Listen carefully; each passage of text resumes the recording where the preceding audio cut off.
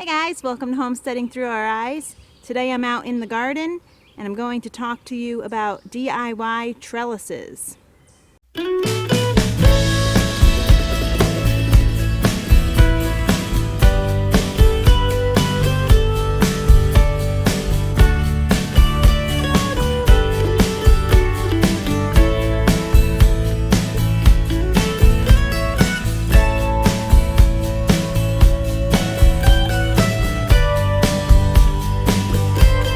We are very DIY and use whatever you have on hand kind of people here on the homestead.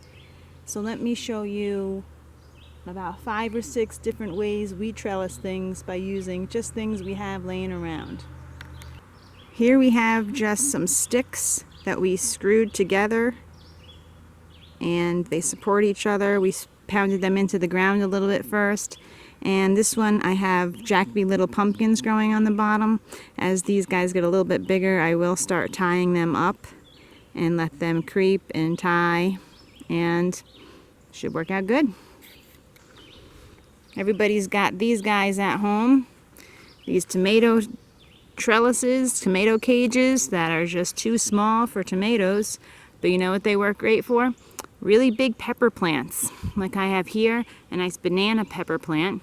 It's probably about halfway through its growing season, so it's going to get real big, and this guy will help get that weed out of the way. This guy will help support him and hopefully all his banana peppers coming soon. Here's our monster green bean trellis. We love this one. It is completely DIY, as you can tell.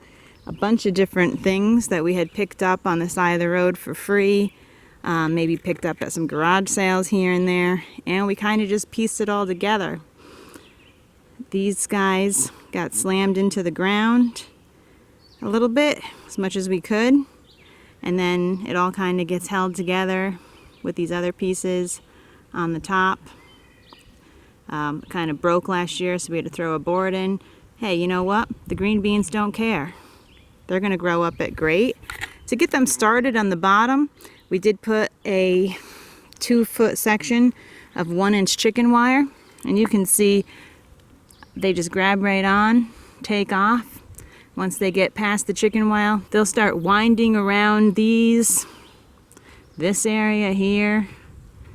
And we've done it in the past. It's been amazing, prolific. We can pick from both sides, and by the end of the season you can even kind of see up here some old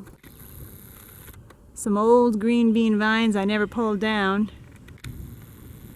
By the end of the season I got a chair, sometimes even a ladder, and I'm pulling from way up here, which is way over my head. Here's my hand is way up there. That's at least 10-12 feet high. So don't worry about buying something expensive at the store when you can just make anything you have work. Over here we have a pallet. Everybody's got pallets. Pallets are free. Pick them up anywhere. This would work for a lot of the things. Pumpkins we've done on this in the past. You could do cucumbers on it, we've done in the past. Right now I have some sweet peas on it, and once the sweet peas die I have a cucumber coming behind it, and to help it get going, again we just put some chicken wire on top of the pallet. Simple. They don't need any training, they'll just go right up and on their own. Come on over here, and we have another one of those stick trellises.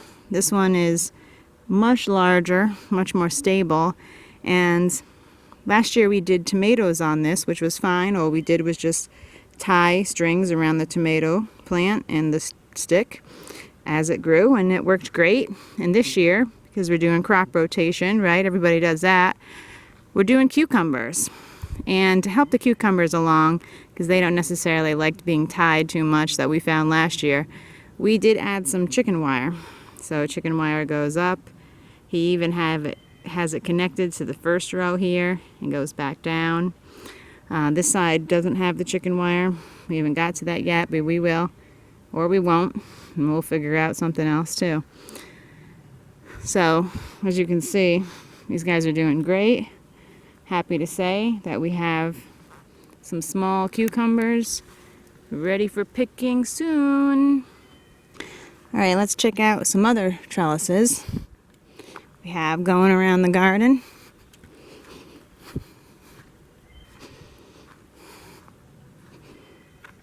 Here's that same stick idea, but this is just one stick. Just one stick sticking in the ground. And that is going to support this one tomato that I decided to put over here. And again, I'll just string it up, string it up, string it up, string it up, till I can't string it up anymore. Works great. Here's another unique one. This is a piece of a gazebo that we got alongside the road for free. It's made out of cedar, so it's been lasting us many years. This one we put into stakes on the ground and then lifted it up, and this way we did cucumbers this year, tomatoes last year. The cucumber will have to get tied in the beginning, and then once it get here, hopefully it goes doo-doo-doo. And then this one over here goes doo-doo-doo. You know, you get it. Should work out good. Here we are with some trellises that are leaning against the fence. We don't want them to climb up the fence because the critters will definitely eat them along the bottom of the fence. So we decided we put them in pots. They didn't need to be in pots. We could have just done it in the ground. But anyway, this cucumber will climb up this trellis, which is, let me get a better angle here. It's on a diagonal. Here we go. So we got it on a diagonal. It's going to climb all the way up.